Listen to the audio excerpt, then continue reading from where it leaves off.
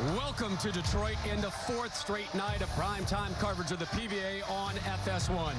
Tonight, from the sold-out Thunder Bowl lanes, we present the third major of the season. Here now your five finalists looking to win one of the most prestigious titles in the game, and what a win it would be for B.J. Moore, your 5 seed, who's never lifted PBA hardware. Jacob Butturff, he goes for major title number 1. Bill O'Neill won his 10th career title earlier this season. Your 2 seed, Matt McNeil, has never won on the tour, but your number 1 seed, Jason Belmonte, has twice already this season and 20 times for his career. And 2 of the 5 tonight have the chance to earn a $1 million payday should someone in our title game bowl a 300 game.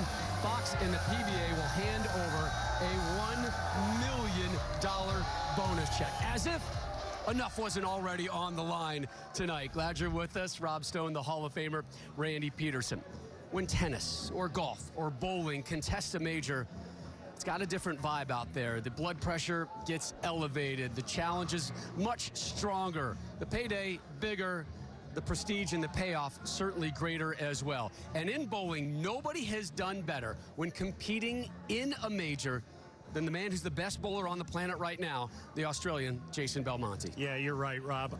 Never has a player ever led 3 consecutive majors in a season on the PBA Tour, but Belmonte has. I mean, this guy not only led, he lapped the field in those 3 events.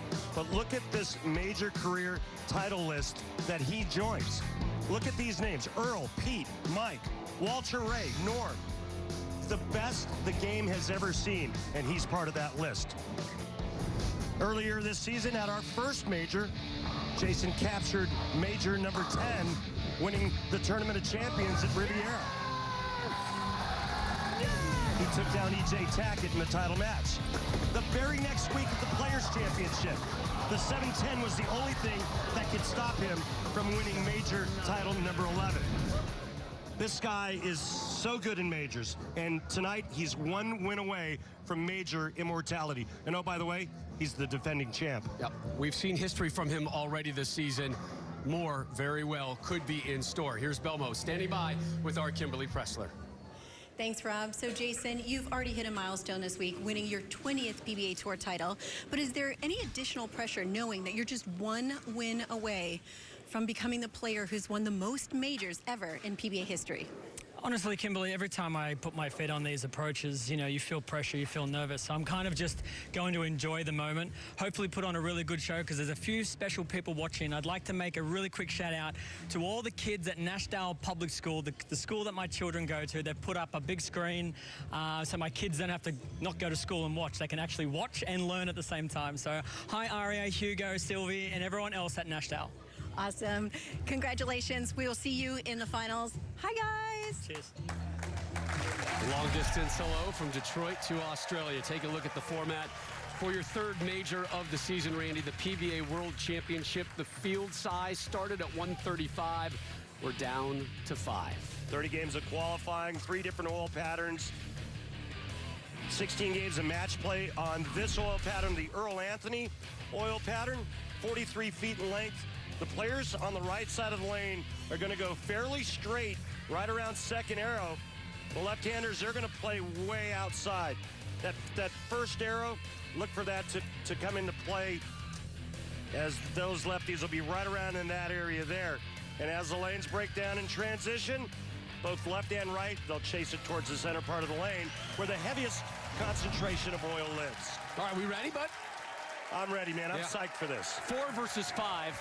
There's your 5 seed, B.J. Moore. Now resides in Greensburg, Pennsylvania, just east of Pittsburgh.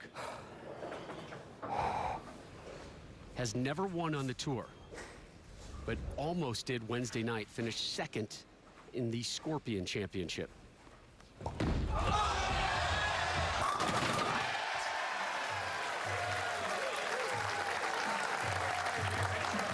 Yeah, B.J. Moore had a great shot at winning his first title last night, and I think it was a poor decision on his part to finish on that left lane, the lane he just started with a strike on. Jacob Butturff. Watch this approach and release, guys. Unique, and it pays off. We open up with a pair of strikes as we look at our stepladder final. Moore versus Butturff, the winner to take on Bill O'Neill, who's having a wonderful campaign. Matt McNeil made his television debut just a couple nights ago, and here he is as your 2 seed for a major. And of course, your 1 seed, Jason Belmonte, hunting history and looking for that 11th major title. Got a little fast and fell off of that one, Rob, and got it a little high into the pocket, leaving the 6-pin. The unusual but extremely effective style of Jacob Butturff. You know, his last 5 shows dating back to November 2017, leading up to this telecast, he's finished either first or second. Brings that one up. They had an electric start to the campaign as well. Saw him on multiple TV shows. Good shot. Yeah. And here's BJ Moore. See what he's done this week. I talked to his tour rep earlier, Tim Mack, who said when BJ gets out here full-time and bowls competitively full-time, he's going to win and win a lot. Right of target. 1248 double with it. He's 30 years old. This is his 9th year on the tour. He's had a lot going on in his life as of late. Chief of which, Irish twins entering the household. Yeah, that'll take some time. That'll take up some of your time. Mm-hmm. Mental time and physical time. Mm-hmm.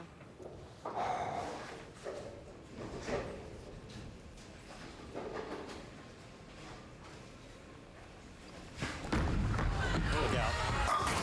Open frame in the second. Mistake. What was the mistake? Well, he went with a spare ball, which goes really straight, and then he missed right of target again. Takes out the 1-2-4 and never gets the 8-pin.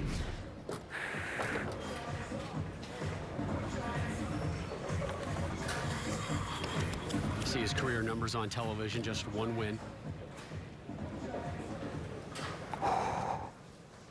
Let's see how he responds from that open frame here.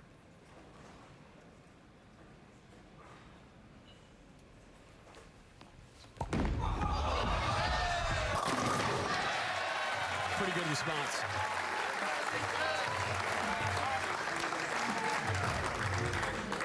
And as we've seen throughout the week here at the World Series of Bowling, the left lane starts out pretty good, and as the right-handers break it down, it just starts to get uglier and uglier. 12-4 match play record for Jacob Butturff this week, which got him to the show. Strike for Jacob. Talked about his strong start to the season. After 2 consecutive losses as the 1 seed, Butturff finally able to seal the deal as the 1 seed back at the 2019 PBA Oklahoma Open. Took care of Jesper Svensson, 267-201. Earned his 5th career PBA Tour title. He actually made a big change in that title match where he was throwing urethane on the right lane and reactive resin on the left. There's one thing we know about Butter is he can throw a lot of strikes. You fall behind early to him, you're in trouble. If he's lined up and he's hitting the pocket, you better not give him any room.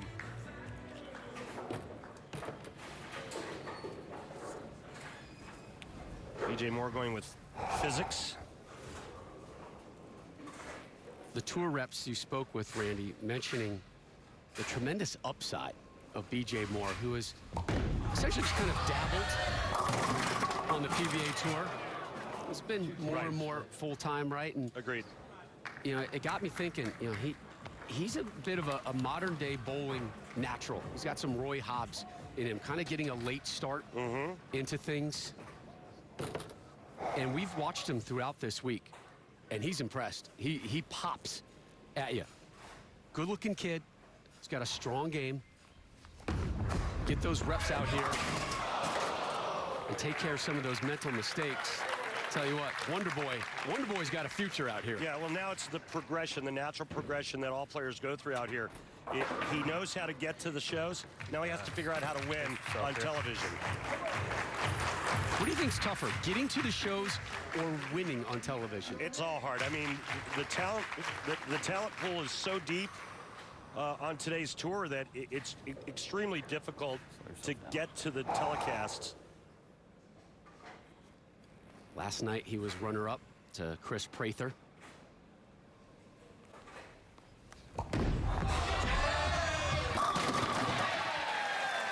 It's back on the strike train, and he needed that desperately. He already has 2 open frames. Can't afford to give Butturff any more openings as he walks over to talk to his tour reps.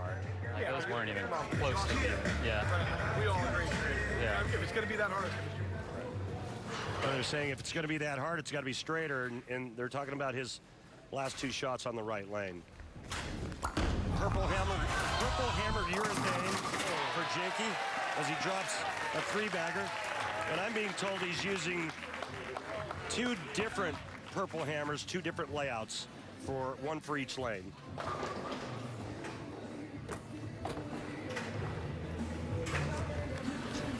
Just talking about the early success to us of this season. The expectations got a little elevated going into Lubbock, Texas. Put too much pressure on myself, he told us. Looking back, you know, I needed to back off a little bit. Mentally, he was beat up. And you get the sense he's recharged right now, reinvigorated as he drops a ham bone here at a major. Look at that wrist. Is that ridiculous? Defies everything I know about bowling. Butturff with strikes in 5 of his first 6 frames. Everyone. Other finishers, the Candyman in 10th. Norm Duke, who's going to join us live in our next segment, finished in 11th. Barney, who was with us last night in 12th. Rhino Page. Last night's winner, Chris Prather. You'll see Anthony Simonson tomorrow night in USA versus the World, 8 Eastern here on FS1. Back to live action. Your 5 seed, BJ Moore, is up right now. The trend has not been good. Strike, open frame. Strike, open frame. Strike. He cannot afford to let that trend continue right now. Yeah, he's looking for his first mark on this right lane, and he's gone light. Both shots on the right.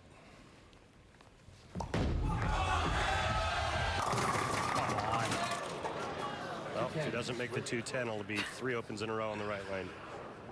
And it's the left lane that's been harassing people all week. Not early, though. It was actually as the lane started to transition and break down that the left lane got real ugly. Right now, BJ Moore struggling on the good lane, or at least the right lane that's been pretty consistent throughout this year's World Series. Come on, BJ, slide it over. 66 pin hole in match 1. Take a look here with our technique at BJ Moore's beautiful style. You want to talk about effortless power? Well, this guy's got it. Look at that position at the top of the swing. Look at that beautiful arm swing. Shoulders wide open. Now watch this. This is how you create power. We talk about it each and every week out here. Look at the bend in the elbow and the cup in the wrist.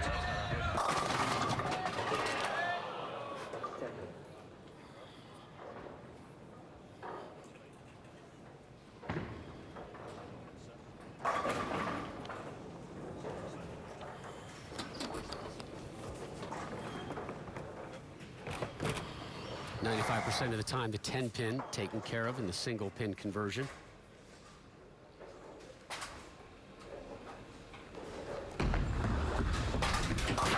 Moore needs some serious help right now if he's to move on. He's probably not going to get any from Jacob Butturff. Come on, BJ.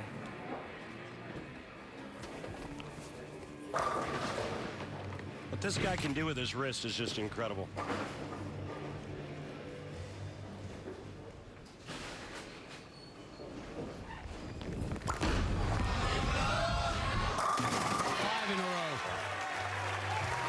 Yep. They asked him, hey, have you made any changes in your game the last month or so? And he said, well, I'm just trying to stay under the ball more, just trying to roll it more.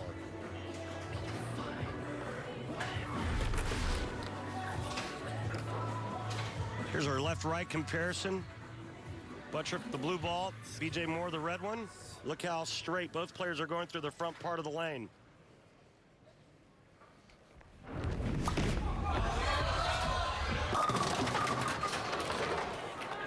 It's all right. 9 spare works. He just needs to stay upright to advance to the next match.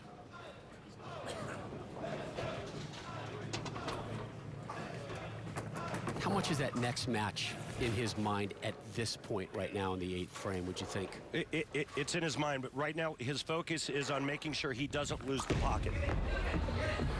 Throws that one in for a spare. A lot of times when players are this far ahead, they'll start experimenting a little bit. They may move a little bit left, a little bit right to see just how much room they can create and what they can get away with.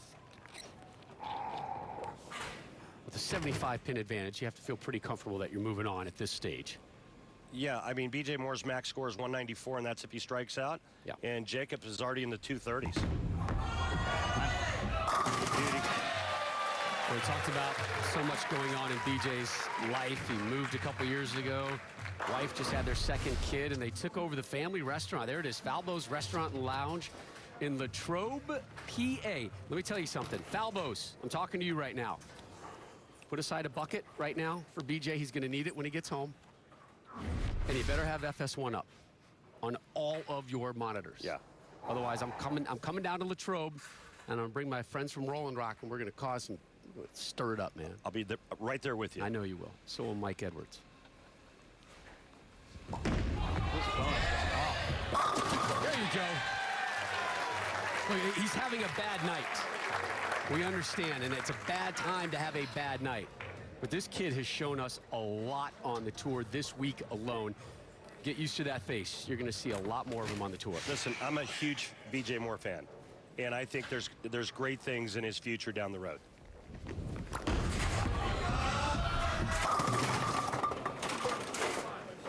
We've got more from the World Series of Bowling coming your way tomorrow night. Randy, you ready for this one? I am.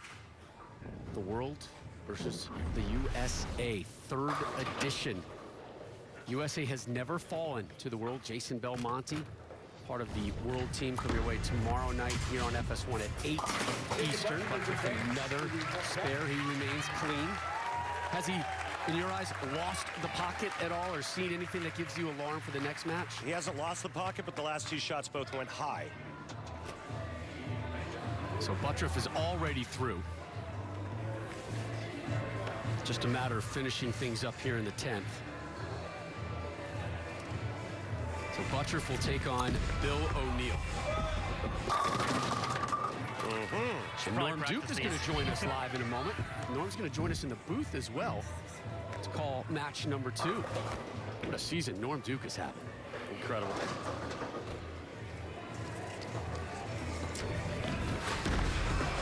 Butturff hammers that one into the pit again. Hell of a way ball, brother. Absolutely. Keep it up.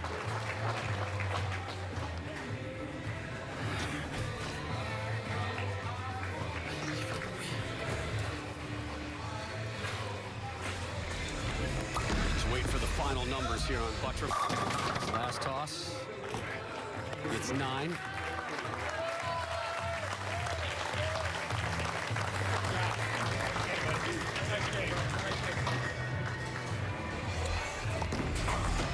Finish big, BJ. Yeah, there you go, kid. Oh, boy. Let's get 2 more. Not only is he super talented, he's got a wonderful family. His wife's he's one of the nicest guys you'll ever talk to.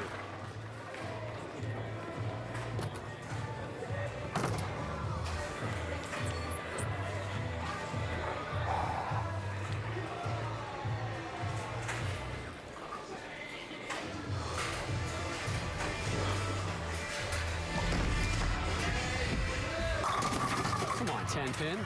I do have one small concern, though, heading into the next match. Go on. You want to hear about it? I do. Jacob Butturff's last 4 shots, he went 6-pin, 6-pin, flat 7, flat 7.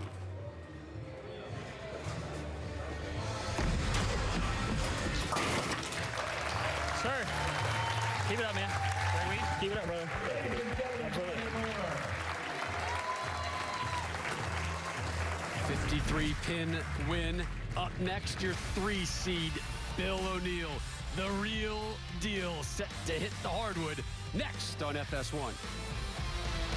Norm Duke, Yes, with baby! you as we look at our updated stepladder bracket. Butturff Easily rolled past B.J. Moore. Matt McNeil waiting for the semifinal. Jason Belmonte, your one seed. Remember, $1 million bonus is floating out there should somebody drop a perfect game in our championship match.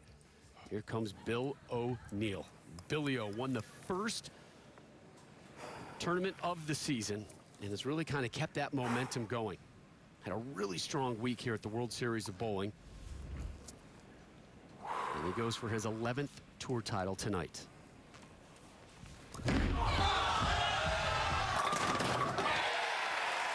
A great start for Bill O'Neill, the only player to make the cut in all three animal patterns here at the World Series of Bowling this year. What do you see with Bill O'Neill, and what do you think the biggest difference is this season, Norm? I just think he's matured into one of the greatest players right now, currently. He also rooms with Jason Belmonte, so he learns all the little tricks. Butturff on the right lane. And it looks like, and Norm, you were talking about this off camera during the commercial, the right lane is the one that's going to start giving these guys problems earlier than the left lane. Right, and we've been watching this for 3 nights. It's been the left lane that's been killing everybody with a really tight down lane. They can't get their ball rolling through the pins. It's the right lane today. And an open frame. Wow. Before we go to break, I said, hey, Rob, I have a bit of a concern. He goes, what's that? I said, Jacob's last 4 shots, 6-pin, 6-pin, week 7, week 7. After that 5-bagger. Yeah, and it seems like every time he gets the ball to the area that will hook back for him and get hit, it overhooks. Now he looks at a 6-pin. As soon as he cheats right just a little bit, ball doesn't hook as much as he's expecting.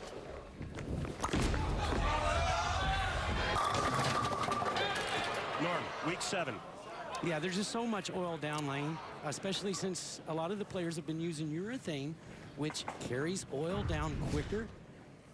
And it just holds there in what we call memory, Randy. Every day it gets slicker and slicker on the back end, harder and harder to knock the corners out.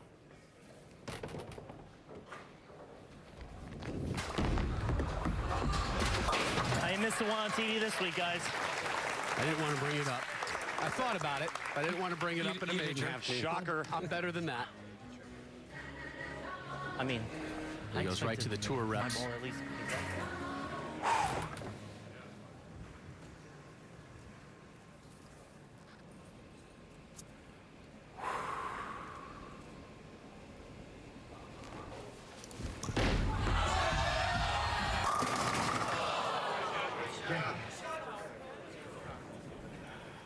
You all right with that one, Randy? Yeah, I'm okay with that. I'm okay with his start. I just love his game. It's old school with power, Norm. It's old school with power, and he's got such a great middle game to go to it. Listen, he's playing around 10-11 board on that right lane and still having a hard time getting the ball to roll into the pins. That would tell you. At the PBA Hall of Fame Classic, guys, O'Neill had to win 3 games to capture the title in the semis. What did he do? He dismantled that man, Jason Belmonte, 268 to 186. And in the final, it was Jacob Butturff who failed to convert the 4-7 in the 9th. Opened the door and allowed Billy O'Neill to walk away with the title. You see how much it meant to him.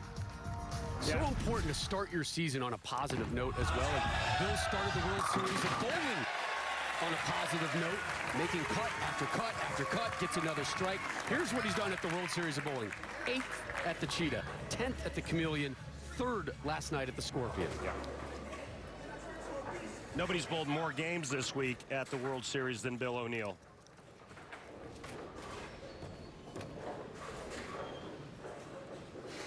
That number right at 80. Open frame spare strike for Butturff. All right, that's better. Gets it into that swisher zone, Norm. Yeah, he kept it right of the friction that's down lane that gets his ball high every once in a while. Kept it right of it. Just laid there. No problem with the 7-pin because it's just a little lighter than the one before.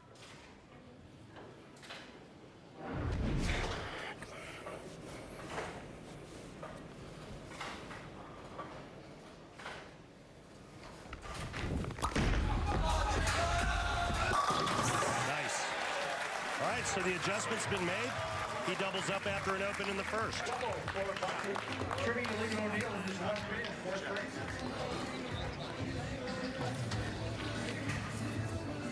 I just don't see either of these players having a hard time getting in the pocket. The big thing is for Bill O'Neill to get the 10-pin out, for Jacob Butturff to get the 7-pin out.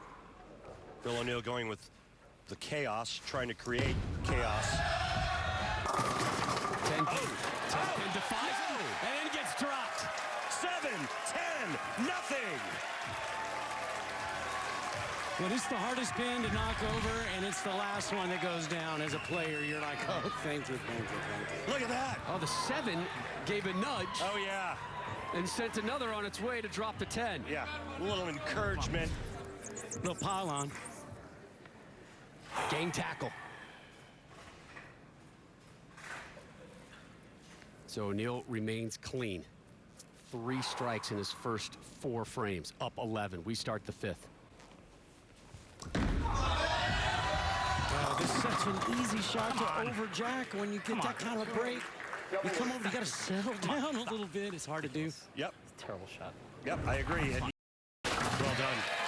I've got a question for Norm. 43-foot pattern, Norm. Why does it play so slick? Well, it plays so slick because there's only about another, 14 feet before it hits the head pin. So as that oil carries down, it gets closer and closer to the head pin. You cannot get your bowling ball to react down there, so therefore you get less hook.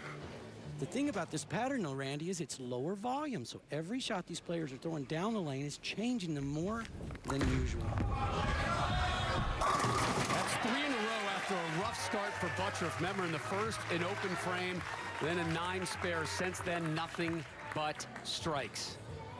This has been kind of a feast or famine roller coaster for Jacob, as he had that 5-bagger early the last game, then lost it.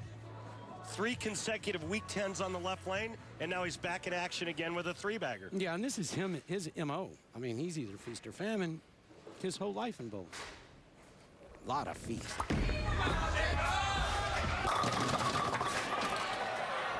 Week 7. All right, just grab a little. Oh, you heard what he said there, folks? He said grab it a little bit more. He wants to get more on it, Rob. Yeah, most coaches will tell you don't grab it. He's saying, hey, I want to grab it a little bit more.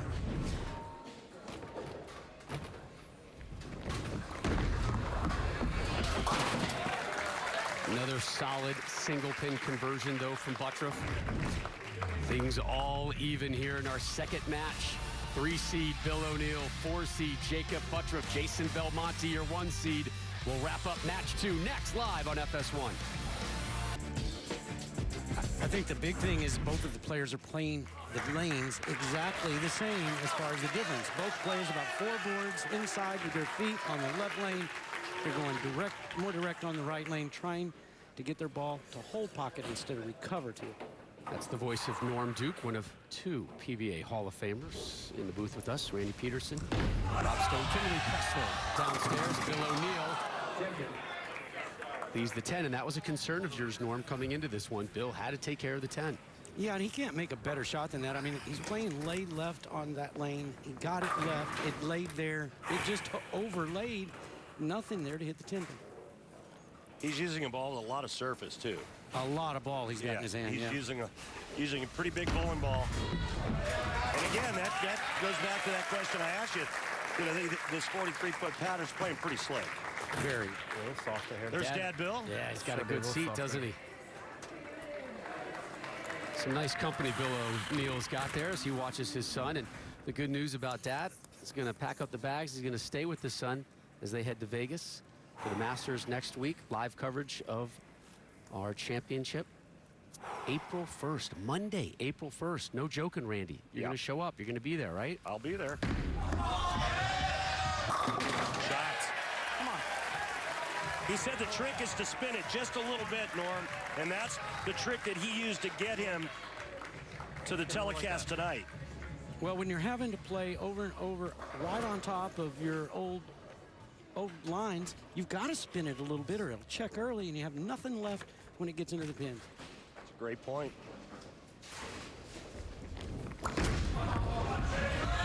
Off the spare. Butturff is going to look for another spare. Looked to me like he got that one wide. I think it just went wide. He missed it at the bottom, so it didn't hook early enough to keep it on line. It just kept sailing. It's kind of hard to tell.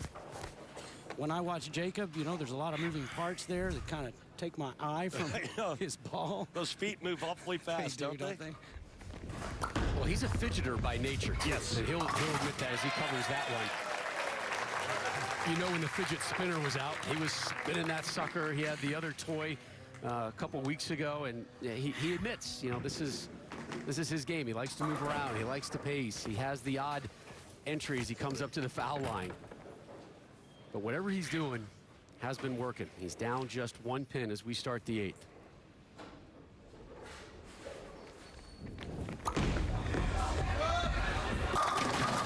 Got us a good match here. Yeah, you can tell both players like that left lane a little more than the right lane. Well, then you tell me why O'Neal chose to finish on the right lane.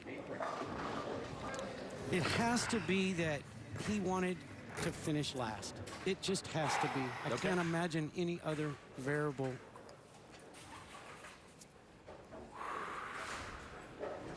Trying to string together his second pair. He loves it. Boy, he put a good touch on that shot.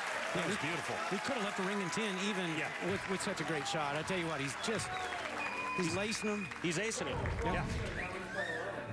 Beautiful shot here. A little bit of the bend in the wrist and elbow. Doesn't hurt when you have some pythons for biceps either. Strong kid. Takes the lead. And this sets up this match, this 9th frame, Norm. 9th and 10th is everything. They're both on the strike.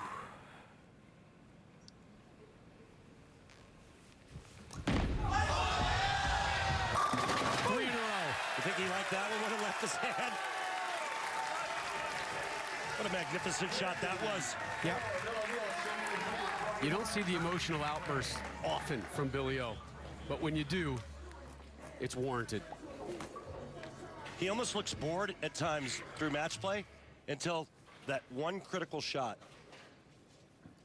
The last shot we saw Jacob throw was absolutely aced. A double at a perfect time. Boy, that was pretty good, too. Imagine. Now, max score for Jacob Butturff, 236. Max score Bill O'Neal, 247.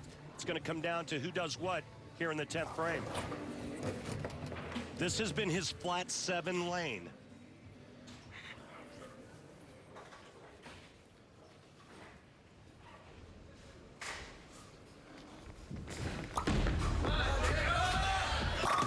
Not that time.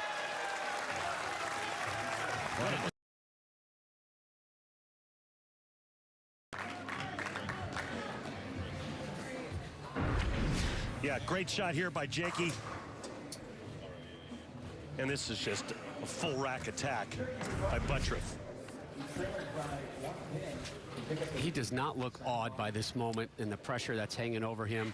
10th frame of a major, match number 2, taking on a vet, trying to reclaim the lead.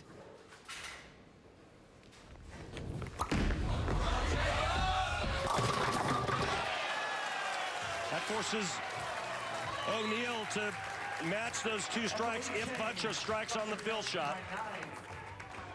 Yeah, he got a handful of this one, got a little bit too long down lane, but got the break he needed. And that's what he needed to do, is show up, make Bill O'Neal earn this thing. Yeah, we also have a really good possibility of a tie.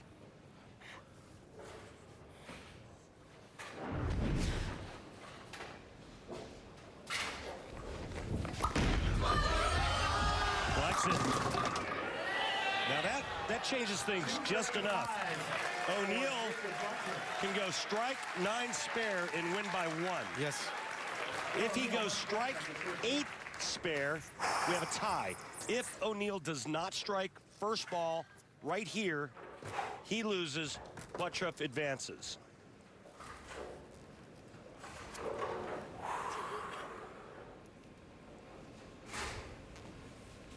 Must have it. And he's denied. Butturff advances to the semifinals. Like a half a board to the right, Norm. Yeah, and I couldn't tell a bit of difference between that one and the last one he's thrown in that lane. I'll tell you what, both players had the same, obstacle in front of them. A 7-pin on the left lane for one, a 10-pin on the right lane for the other. Boy, it looked like it was just a half an inch right of target. And it got into that flat 10 zone. Well, off his hand, I guarantee you he'd do it again. Just like that, he'd do it again. Oh. Painful. Yep. Painful if you're from the O'Neal camp. Elation if you're from the Butturff group. Billy O finishes with a strike right there. Done with a 226. Norm Duke, happy early birthday. Thank you. Thank you for joining us. Enjoy your birthday celebration. We look forward to seeing you in Las Vegas, I'm going to do that. I'm going to do that. Thanks for having me in the booth, guys. Y'all enjoy this title match. I'll see you back home in Orlando. We're not quite at our title match, but we're closing in on it. Your 2-seed, Matt McNeil versus Jacob Butturff in your semi to the third major next. Thanks, Rob. So, Bill, you had a clean match, but that was a heartbreaking loss at the end there. It looked good, but how did it feel to you? I bowled a really good game. It's actually pretty frustrating to not come out with the win there. I mean, Jacob bowled a good game, too. I thought I threw the 1 to 10th pretty good. It might have been a pinch further right than I would have hoped for, but it just shows you how little margin for error I actually had out there. Well, you have had a great World Series so far, so how has this week been so far? I mean, the week's been great. I bowled great all week. I made a couple of shows. And 2 days in a row, I ended up picking the wrong lane to finish on. I got faked out in practice again. I had it really good on the right lane, and then I just couldn't get the ball to go through the pins right. So you looking ahead at the Masters for next week? I'm going to go home and hang out with my wife and kids for a couple days, and then we'll think about bowling in a few days. That is a great plan. Thank you so much for taking the time. All right, thanks. Thank you, Kimberly. Here's tonight's Ebonite flashback. A magical moment for Tom Smallwood, 09. The first PBA World Series of bowling and the World Championship at North Rock Lanes in Wichita. Smallwood strung together 4 consecutive strikes. Frames 3 through 6, numerous strikes down the stretch, including his first 2 in the 10th to win his first title, and he did it in major fashion by defeating Wes Malott 244-228. And one of the best feel-good stories ever. Wasn't it? Yep. Well, looking for a potential feel-good story tonight as well. We could have a first-time winner on the tour. We also could have history. Jason Belmonte, your #1 seed, waiting to find out who he's going to meet in the title match as he goes for his 11th major. Nobody will have ever won more majors in bowling history. From what we've seen so far, what stuck out to you? Well, the right side of the lane looks good. The right lane on the right side for the righties looks like it might be a little bit slicker. Not that big a deal.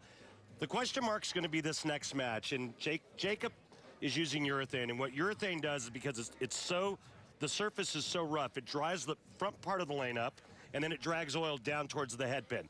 So far, he's been able to manage the transition and the moves. What is this going to do, and how is it going to affect Matt McNeil's ball reaction? Yep. That's key in this next match.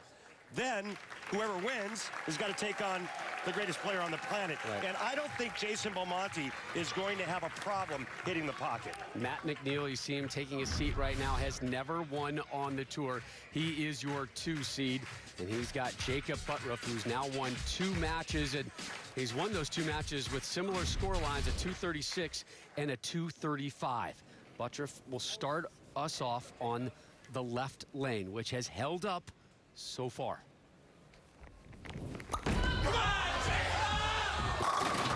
Great start for Butturff. Yep. Matt McNeil got choice of starting lane. He chose to let Jacob start the match, which means that Matt McNeil will finish this match on the left lane.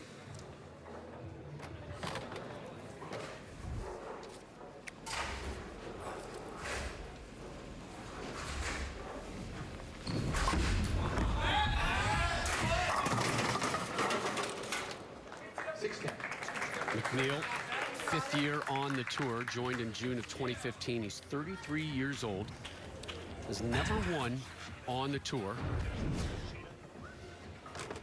We'll take a look at his form, Rob, and pretty soft hand at the bottom, not a lot of moving parts. Relies on feel, touch, and accuracy.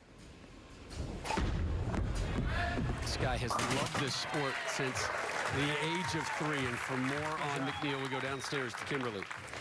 Yeah, Rob, so I asked Matt what being in the show meant to him, and he said it's a dream come true. And he said, when I was a kid, I used to bowl juniors every Saturday morning, then come right home and set my Fisher-Pricer bowling setup in front of the TV and watch legends like Marshall Holman and Mark Roth. And tonight, while Matt is living out his dream, he's doing so in front of his hero he used to watch on TV as a kid, because Marshall Holman is in attendance this evening. Strike from McNeil. A lucky strike. Did you see how long that ball went? It actually got down in front of the 1-2 pocket and never turned over. And that's the carry down created by Jacob Butturff. Watch this. Looks like a pretty good shot, and it needs to start going right, and it just bailed. He was telling us earlier this week, Randy, he's dreamed about this moment since he was a 3-year-old. Kimberly mentioned setting up the Fisher-Price bowling set, but he would bowl while he's watching it on TV, trying to replicate those stars from the 80s. Butturff leaves the 7. And he's kind of a part-timer on the tour. We'll get more into his fascinating story in a second. And we've got a picture of a young Matt McNeil that, at a minimum, you're going to stick around and want to see this. Oh, yeah, and I know this picture quite well. Butturff takes care of that one. So in match 3, he goes strike spare.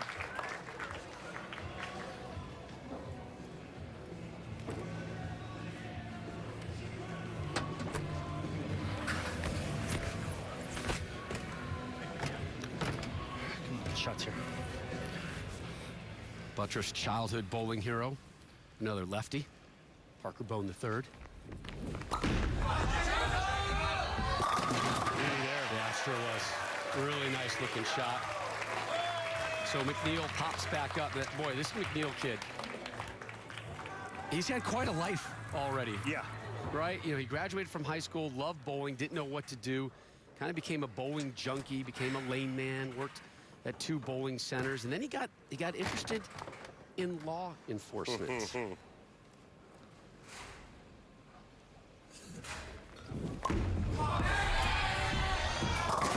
Strike for McNeil.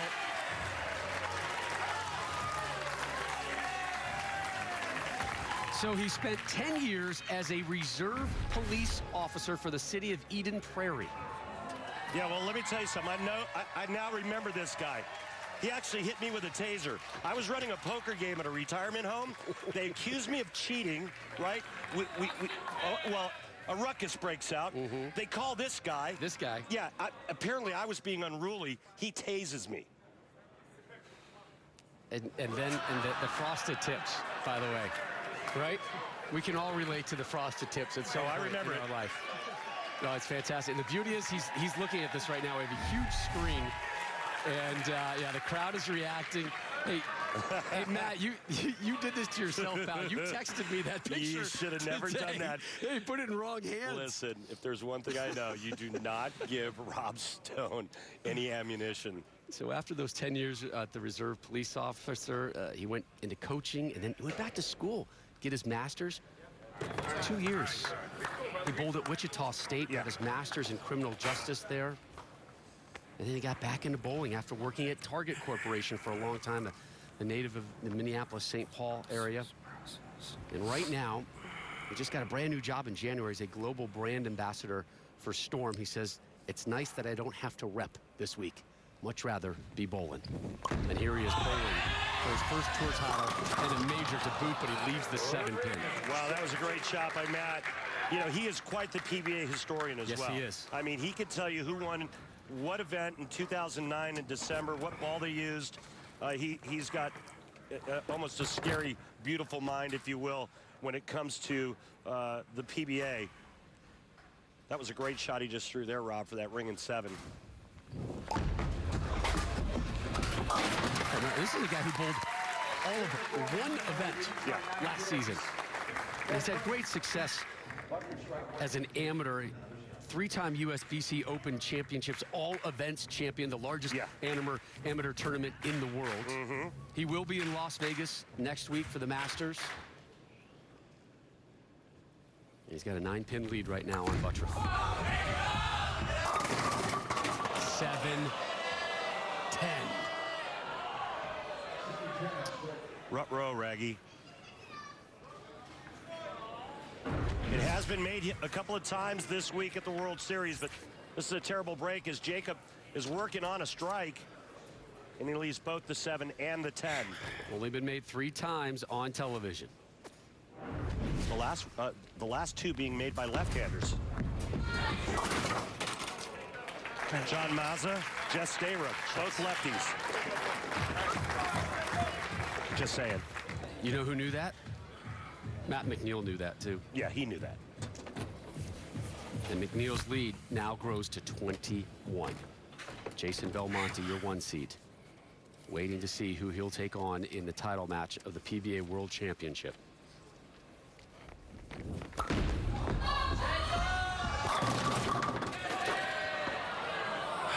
on. Just trust it, Jacob. Just coming in a little soft into the pocket the last 2 have. Just a lazy little 5 going over and sniffing on the 10, but not taking it out.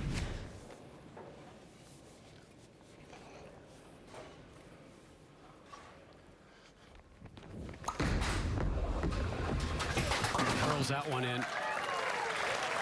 And he'll take a seat. Matt McNeil pops up.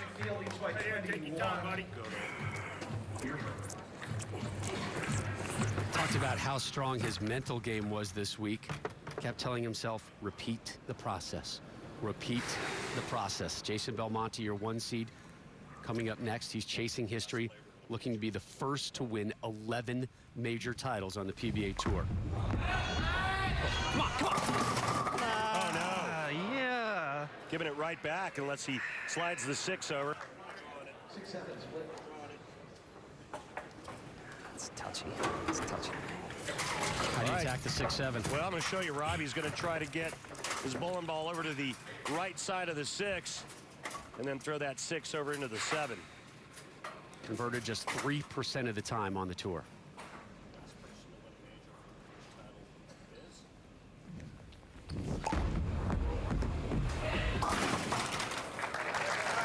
Bad timing. What's once a 21-pin lead is now 8.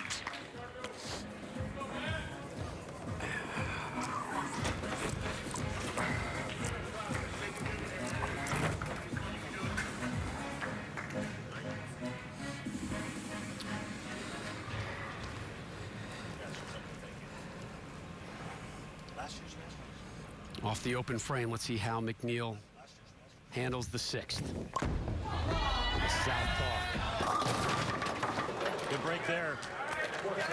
Happy to see the 10 go into the pit. Yeah, no doubt. Front part of the lane on the left side is getting goofy because of the urethane being used by Jacob. A lot of surface. It roughs up the front part of the lane.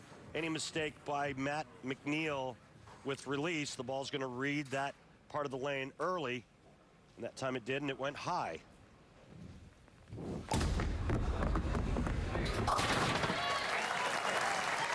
So spare after that open frame. Let's not forget, on Monday, Matt McNeil finished 4th in Cheetah. Matt McNeil trying to get to the title match versus Jason Belmonte. The conclusion of our semifinal next on FS1. Hail the tape. Belmo, your 1 seed. Butturff, your 4 seed. Jacob has never won a major. Does have 5 titles, including 1 this season. Jason's already won twice this campaign, including a major. Butturff fan in attendance. Like that t-shirt, by the way. Available over on PBA.com. Handshake between the two.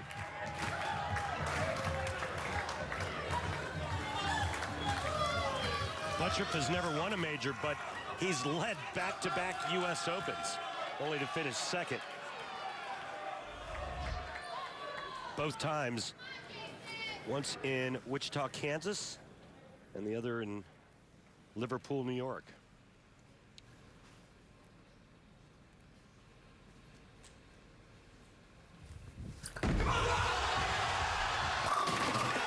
down the lane and attacking 10 pins. He's calm. The crowd is ready to explode. Let's see what Butturff has.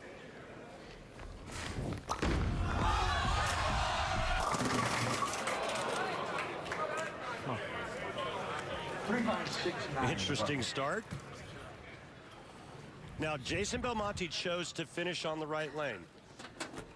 Last game, Butturff only struck once on the right lane. Jacob gets to finish this match on the left lane. Good cover. It's the first one I made all week. That is your no-brainer, hammer tough spare replay. Shooting the left-handed bucket, you can either throw it straight and hard at the 3-pin, or you can curve it. Jakey curves it and covers it nicely. That was an exhale moment there. Start off with an open frame against the best on the planet. You've dug yourself an early hole. Still can't get a strike.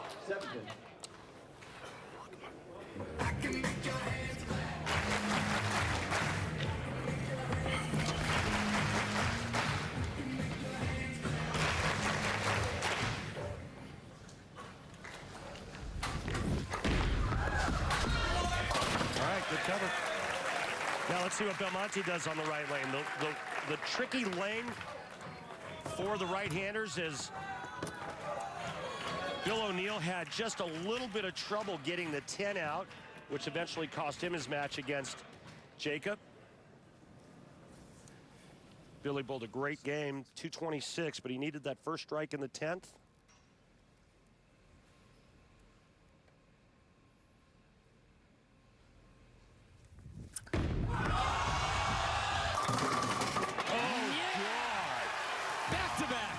Jacks here in your title match. This place goes deathly silent and then erupts. You must fear my power, 10-pin.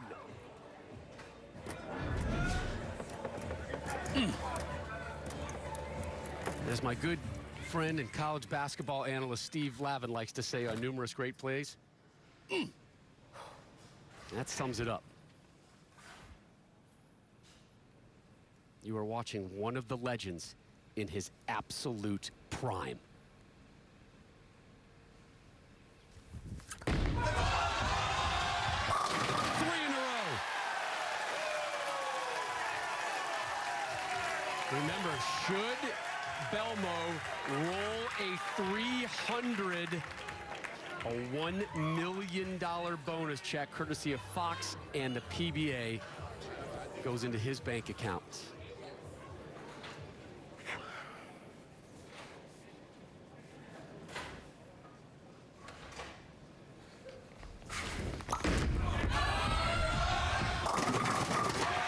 Nice break there. Remember, he left that 5-6 split where he had to respot the 5, and this time he trips the 5-6 out for his first strike of the title match. Watch it. 5-6 is up. 6 gets the tap on the shoulder and falls forward.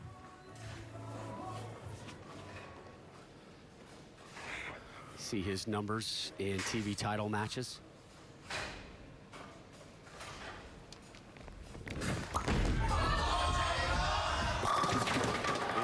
Leaves the 7.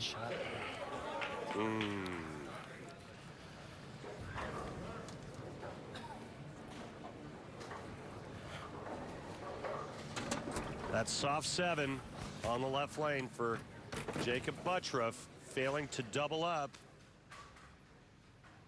Second time it's left standing there on the left lane.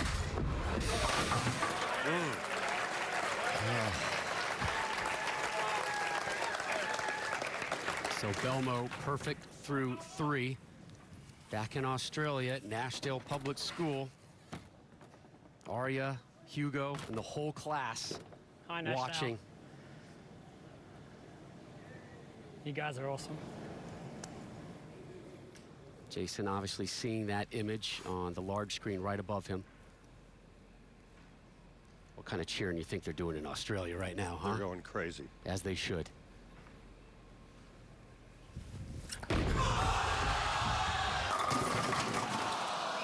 Wow. There goes $1 million. That was pretty good, too. Hard to believe with that much power that you could leave a flat 10, but Belmonte does it on this shot.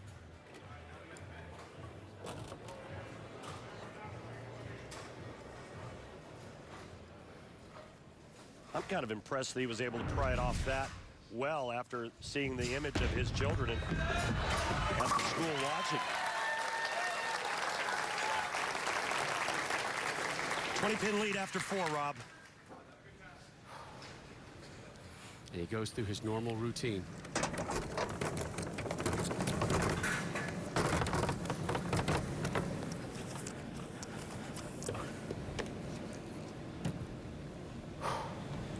You could have asked for a better title match.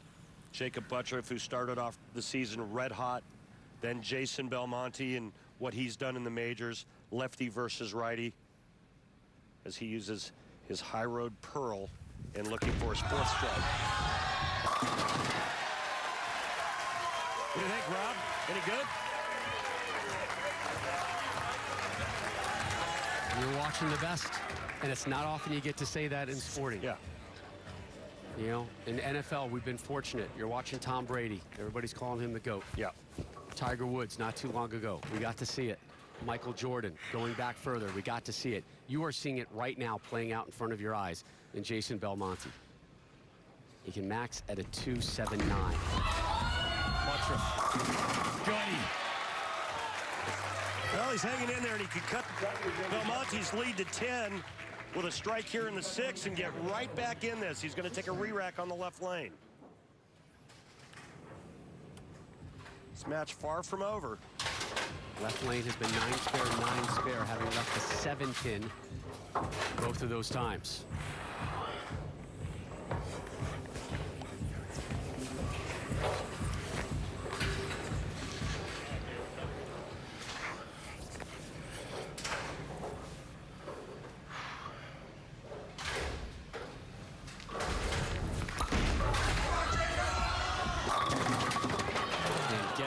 Pin is standing again. To the left. He's going to look back at the last couple of shots on this lane, and if it is indeed his undoing, he's going to say, maybe I should have trusted it a little bit more to the left so it would hook up a little bit harder and get that soft 7 out. Oh, no. It comes back. Seen it all year, and right now, a single pin whiff couldn't have happened at a worse time for Jacob Butturff. He's got to collect himself because Jace is on the verge of starting to run away with this one. And this is where Jason Belmonte is looking to go bang, bang, 6th and 7th. As he runs towards history.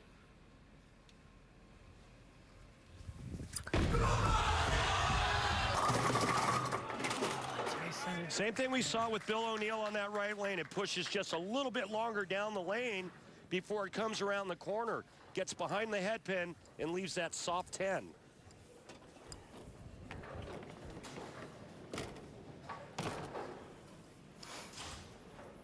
Now, you don't want to duplicate what Butturff did. Concentrate, focus, make the 10 pin, move on.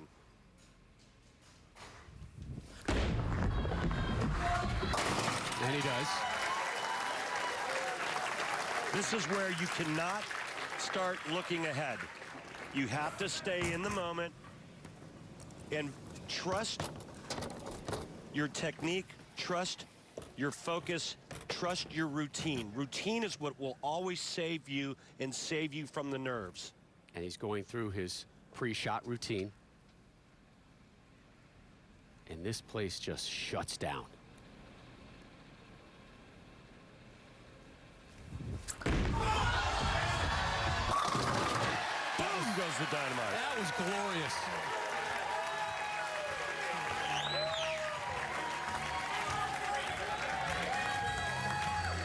He can throw urethane. He can hook the entire lane. He can loft it halfway down the lane. He can throw it straight up first arrow. He can do just about anything you have to do to get to the pocket. And then when you add that much speed and power,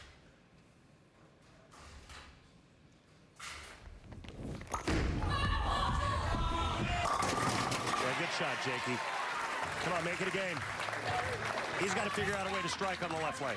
3 strikes in this title match, but all 3 have come on the right lane. He now shifts his business to the left. Last time he was there, he missed the 7-pin. An open frame in the 6th. Here he is to start the 8th, down 32. Jason Belmonte just 3 frames away from his historic 11th major title.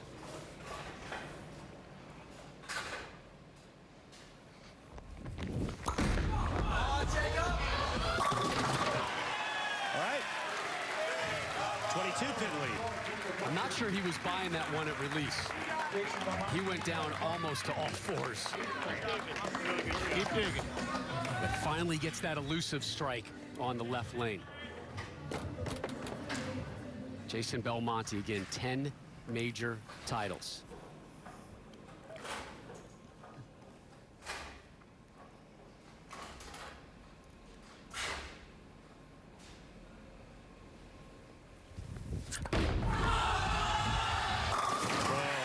So he's got a pair there. He's tied right now for the most in PBA history. So, Randy, you've been around the sport for decades. You see this list and you see Belmo about to jump Weber and Anthony. What does that say to you? I mean, I got to quote Norm Duke, and Norm said that Jason Belmonte is the greatest bowler that's ever lived. And, I mean, coming from Norm Duke, it's pretty strong. There's huge arguments there, 2 different eras, you know, with Earl and Walter Ray and now Belmonte and what he's doing. But I got to tell you, this is Belmo's 11th season. He's about to win his 11th major.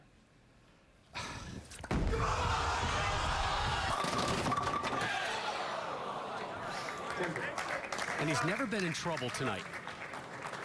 Oh, it's all single pin spares. He's massacred the pocket every shot. It's left 3 soft 10s. He needs to convert here and just good count. Actually, I'm sorry. He needs to convert here. Jacob Butturff can still shoot 227 with a spare here. Jason Belmonte would need to fill 20 in the 10th frame for 228. It's not over, but it's looking pretty good for Belmonte.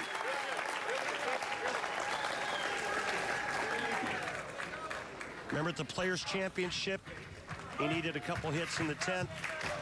He had already left that one ring 10 with the 7-pin, ends up a pocket 7-10, leaves it again in the 10th frame. That ultimately cost him that major. Butturff working on a double. Must strike. Make it a triple. Not that time. It's 21. Stares it down. Not without a fight. Not without a fight.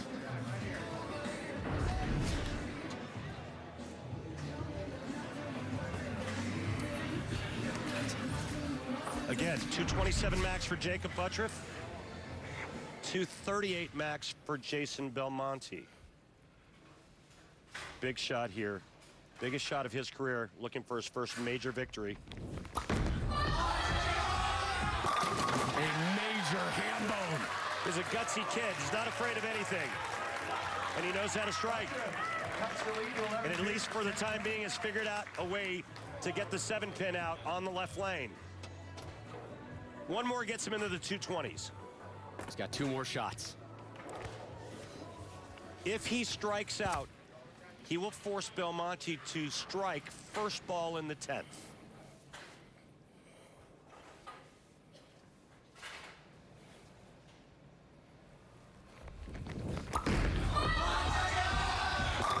We have a ball game. Make him earn it. You heard him say it. Make him earn it. Count very important now, Rob. If he strikes, it's a 1-pin match. If he doesn't strike, that gives Belmonte a little wiggle room.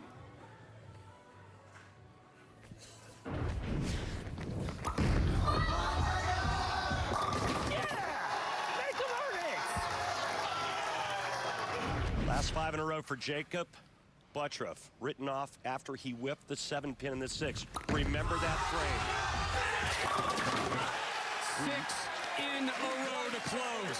He's got a 227. He sits down. The legend steps up. Belmonte strikes spare to win by 1. If he doesn't strike on this ball, if he goes 9 spare strike, we'll have a tie.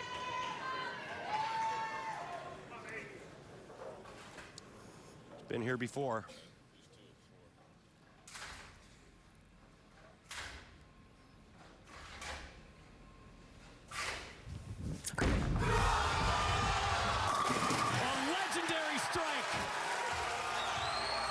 Not one single emotion came out of that man's body after that shot. He needs a strike or a spare for history. Arya, Hugo, back home in New South Wales. Stand up. Get ready to cheer on Dad.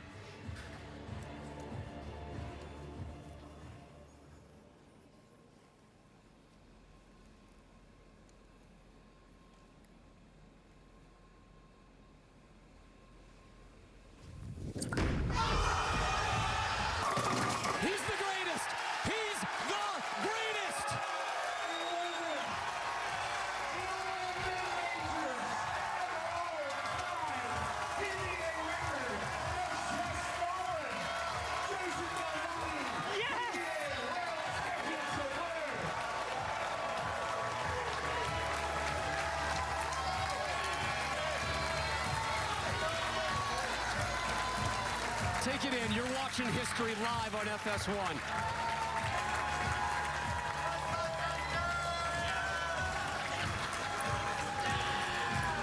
Kimberly, Arya, Hugo, Sylvie. Daddy did it. Daddy did good.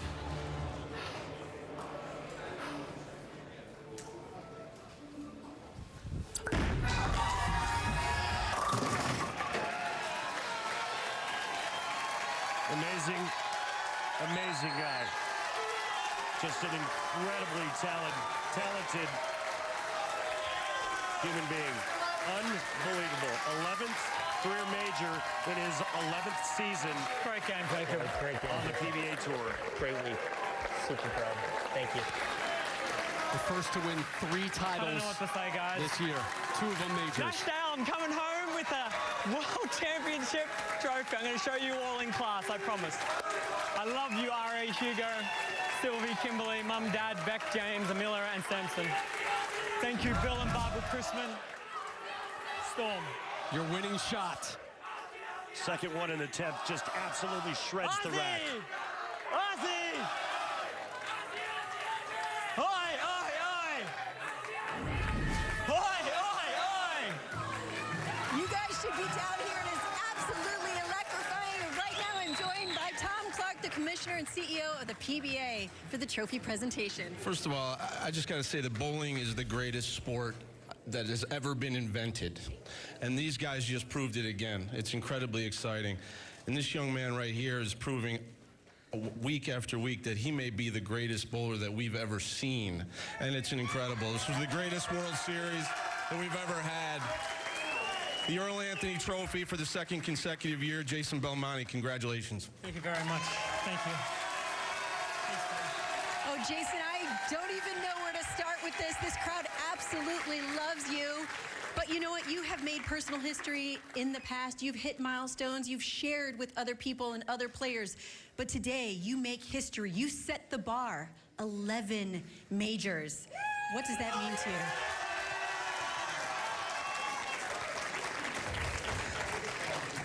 Very seldomly am I lost for words. Tonight is one of those moments where if I could express in English what is feeling right now inside, it wouldn't make any sense to anyone.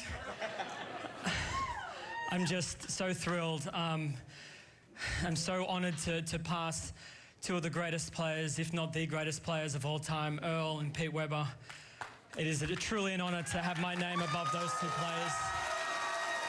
So you have officially set the bar. So what is next? I really want to just enjoy this, but there's still this little voice in the back of my head that says, I'm not done. I want more.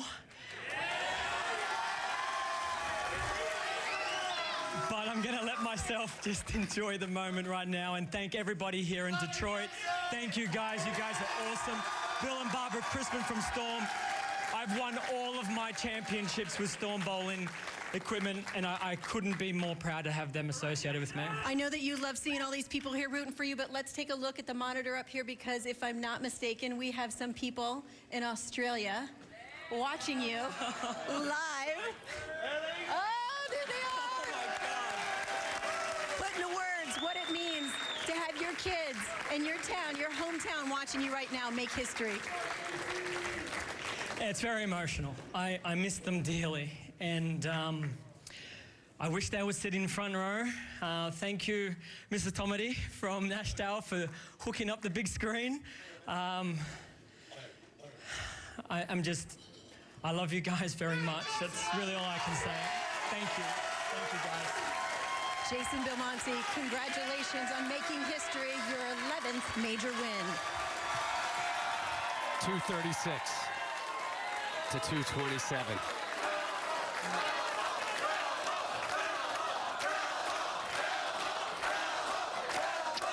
That's what history looks and sounds like. The best ever. Jason Belmonte. Detroit Rock City did you proud. Thanks. And he's got another major in his sights in just days. Thank you, Detroit! Oh, the new Motor City Madman, Jason Belmonte in the crowd, celebrating his historic 11th major title on the PBA Tour. And he heads to Vegas, and Randy, odds are he's going to be your favorite to win his 12th major. Yeah, it's a good bet. Let's go. The Masters, Monday, April 1st, coming your way live on FS1. But tomorrow, more from the World Series of Bowling, and Jason Belmonte will be in action there as well. USA versus the world. Coverage begins 8 Eastern on FS1, also streaming on the Fox Sports app. The GOAT got number 11. It's been in the sights for years, and finally he passes legends and stands all alone atop the major list. To this season, 11 for his career. The GOAT has delivered again. Jason Belmonte wins his 11th major title of his career, 21st